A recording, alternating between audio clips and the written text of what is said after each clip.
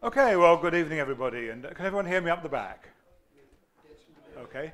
Right, well, we'll make a start. It's just 7:30, and thanks for coming out tonight. There's a good turnout tonight. Good to see you all. And thanks, as always, to the School of Mathematics and Physics for helping us put these events on. It's always good to see them. Before we start off with our main speaker, I'm just going to talk to you about a few things that we've been doing, and a few things that have been on, and a few things upcoming, and some stuff in the sky. So we'll start off. I'll show you some of my holiday snaps. Some of us went down to Galway at the weekend, where we had an excellent day on Saturday and a bit of an evening of crack on Friday as well. And see that we had Brian McGavin was chairing the thing, and Brian, of course, was our speaker a few times ago. We had Nick James from the IAA talked about meteor imaging. Various talks throughout the day, all very, very good. There's one there on solar imaging, and of course the highlight, it has to be said, probably for most of us, of the event was a fantastic talk by our very own Professor Alan Fitzsimmons. Talked about Chelyabinsk and the lessons learned from that in a very entertaining style, which we thoroughly enjoyed. So I'd highly recommend that. And actually, there's a lot of these events through the year down south, all very good. The next one coming up is Cosmos in April. And that should be worth a trip as well. So do bear those things in mind if you fancy a sort of a weekend away somewhere with an astronomical theme to it. In terms of upcoming stuff, we have there's an exhibition. I'm going to talk a bit more about the exhibition in a minute. There's an astrophotography exhibition on at the National Botanic Gardens in Dublin, and that's well worth looking at. I went to the launch, and so did Terry. On Monday, and I'll show you some pictures from that in a moment. We're hoping to do observing at Delamont on either this coming weekend, the 5th and 6th, or the 12th and 13th following weekend, depending on how the weather works out as usual. Standard rules there, we go for the Friday if it's clear, Saturday if it's not, if neither's clear we go for the following weekend. There'll be a bit of a moon the second weekend. It'll be substantially clear the first weekend there. We're also well into the planning stages of the day out in Dunsink in a week and a half's time on the Saturday there, and again I'll talk a little bit more about that in a moment. And our next lecture here in 2 weeks' time, we're pleased to welcome back Professor Andy Shearer, who talked to us a couple of years ago. He's from the National University of Ireland at Galway, and he'll be talking about what we don't know, and that's about dark matter and dark energy. So an emerging field, very much. Okay, Dunsink. That's Dunsink Observatory. It's actually just off the M50 that sort of goes around the outside of Dublin. If you ever manage to get there the first time, then you're doing better than me, because I've been 3 different ways, 3 different times. But it's sat-nav, I'm told, will get you there if you take any notice of it by itself. So just the rough timetable of that. If you go down in the morning, there'll be a trip to the exhibition that I mentioned, and I'll put on the website as soon as we know the exact departure time for that. We've got a time, Terry. No, Terry. Sorry. I was just going to say, is there? Do we know? Yeah, indeed. Yeah. I just asked, do we have a departure time for the trip out to the Botanic on the Dunsink day? Or? 11 o'clock, yeah. So get down there before 11 and you can get on the trip to the exhibition. But otherwise it's doors open at Dunsink 2 o'clock, and then there's a program of events through till 9 o'clock in the evening. What that exactly is will again depend on the weather. It might be more talks, or it might be fewer talks and some observing. Because that's on this island, we need to play these things by ear. That's how it is. And myself, John Flannery, and some others will be giving talks down at that event. Now the exhibition I was talking about, this is the launch of the Images of Starlight exhibition at the National Botanic Gardens in Dublin, and I highly recommend, if you can get along to that you do so. But if you can't, then we do sort of have a plan in progress to actually try and bring that exhibition to Belfast once they've finished doing it there. We obviously need to sort things out like a venue and stuff like that, but it's such a good idea, and it's really surprising that it's taken so long for this to happen. that the guys in the Irish Astronomical Society down in Dublin have actually put a lot of effort into making this happen, and it's happened. So it was launched with our old friend Leo Enright. See, there's Leo with Terry, and that's one of Tom O'Donohue's, also a previous speaker here, images. That's of Orion and its belt, of which more later. There's 60 or so very, very high standard amateur images there, and it's well worth a look. And there's a detail by each one as well as to how it was taken, with what camera and all that sort of thing. So I can't recommend that enough. It's really got me quite excited. There's our previous speaker, Tom O'Donohue, and he talked to us about the making of this image, which is the largest ever Orion image ever made. That represents 4 years of work and 400 hours of exposure from various locations in Spain and France. I mean, the detail in that is fantastic. You can actually stand and look at that for hours and still see more and more in it. It's unfortunate I've got a bit of a light, from the roof there, but that's just where it was. I couldn't do anything about it. But you see, as well as the belt and of course the obvious colour contrast between Rigel and Betelgeuse there, you have the sword here, all the nebulosity around. There's the horse head there, the very small bit, and the flame or the bush, variously so called, and Barnard's Loop around here. It's got everything, that one, and quite a magnificent image, and that is also on display at the exhibition. There's another piece from RTE I'm going to play. It's only 2 minutes long, but they did get a piece on the local television. And excuse the slightly shaky video, but this was done by me by the straightforward method of pointing a little camera at the television. Now, an exhibition of space photographs and drawings by amateur astronomers, photographers and artists has opened at the Botanic Gardens in Dublin. Images of Starlight aims not only to showcase the work but also to educate the public on the night sky. From majestic moons to pretty planets and nearby nebulae to glittering galaxies, Irish-based amateur astronomers have pictured them all. These two extraordinary photos were made by capturing dozens of smaller pictures over long periods and then stitching them together on the computer. The combined image of Orion was 400 hours in total, which took 100 nights over 4 years and a further 6 months in processing. Kevin Smith used a video technique to capture these images of the sun's surface. I'm taking lots and lots of video footage, and then I'm actually taking that footage, pulling out the best images and then stacking them to create the best image that you can get out of it. You don't have to travel far to photograph space. This image of the International Space Station passing overhead was snapped from a Dublin garden.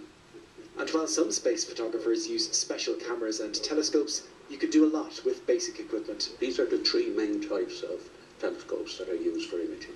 But you can also use a basic setup with let's say a Canon camera on the top of a tripod. That's how this image of the Milky Way at Hook Head was captured, for example. But artist Deirdre Kellehan's technique is even simpler again, because she just draws her pictures. The exhibition, I think, is absolutely ideal for school children to come along. The teachers can bring them along.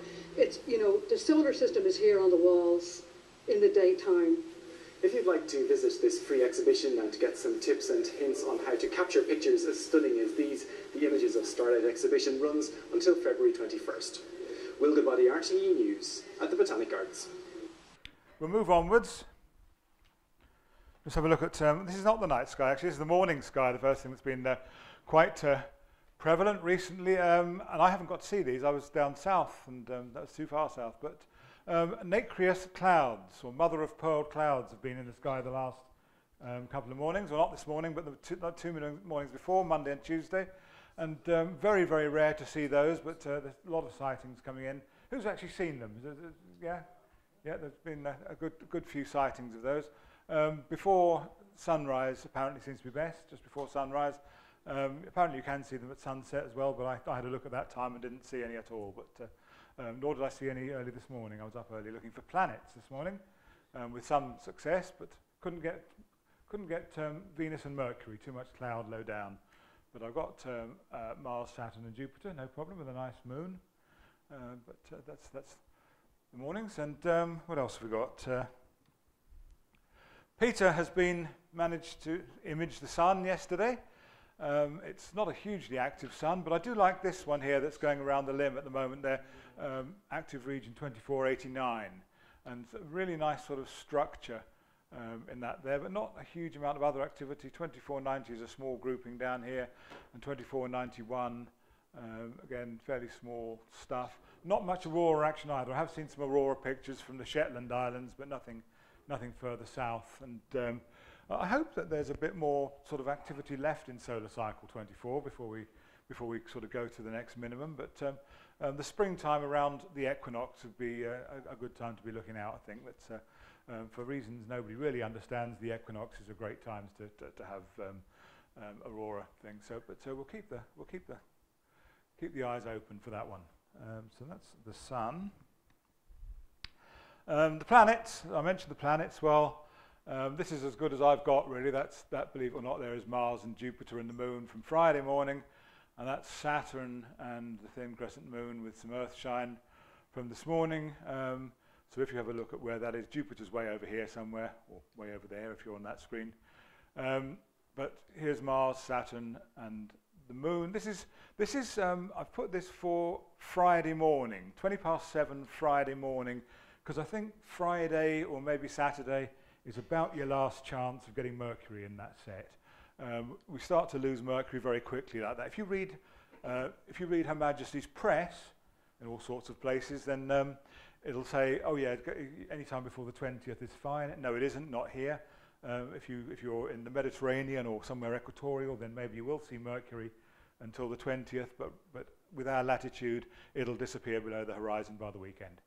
So keep looking out. I was surprised how good some of the sky was this morning before it suddenly clouded over and started raining. But about 7:20 is about as late as you'll see everything before the light starts to get too much. So planets still on the cards. We were talking about Orion a bit at the weekend when we were looking at Tom O'Donohue's fantastic image, and we were looking at the sort of the mythology side of it and where exactly Orion begins and ends. So I actually went and looked it up, and when you look at Orion the hunter here, and you can tell he's a hunter because he's got his battle axe here. That's what these stars up above Betelgeuse represent, and his head here, of course, is the stars just above Bellatrix and Betelgeuse.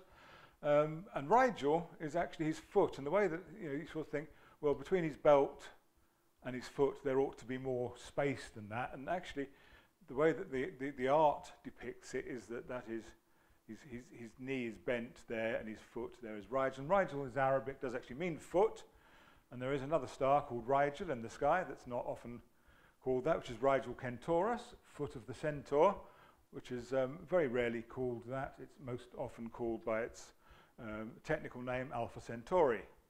But here's the basic structure of, you're familiar with this, Orion, the two bright stars, Rigel and Betelgeuse, huge colour contrast between them, which Tom's picked up very well on his photograph, and then the belt, the sword, and then you use it as a signpost as well to get to other places.